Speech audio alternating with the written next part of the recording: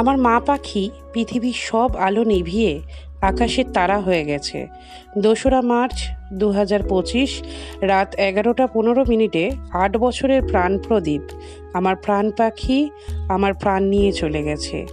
এই পোস্ট সমাজ মাধ্যমে ভেসে উঠতেই সকলের চোখে জল। মারা গিয়েছে সেলিব্রিটি ডগ সন্তু। বাংলাদেশের খুলনার এই সারমেয়র ৮ বছর বয়সে মৃত্যু হলো। সমাজ মাধ্যমে অত্যন্ত জনপ্রিয় সন্তু ভারত এবং বাংলাদেশ দুই দেশেরই তার ফ্যান ফলোয়ারের সংখ্যা লক্ষ লক্ষ।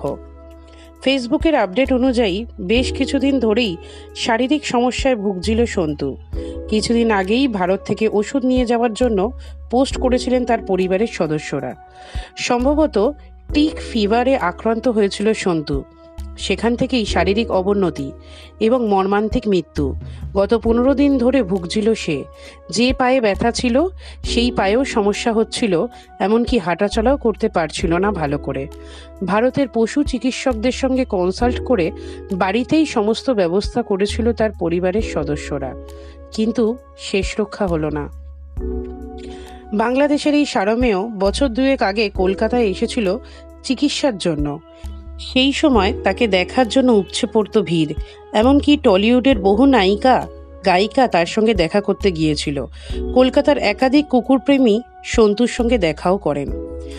সন্তুর মৃত্যুর খবর সমাজ মাধ্যমে শেয়ার হতেই শোকবার্তা দেন তার অনুরাগীরা। ফেসবুকে বহু অনুরাগী শোক প্রকাশ করেছেন।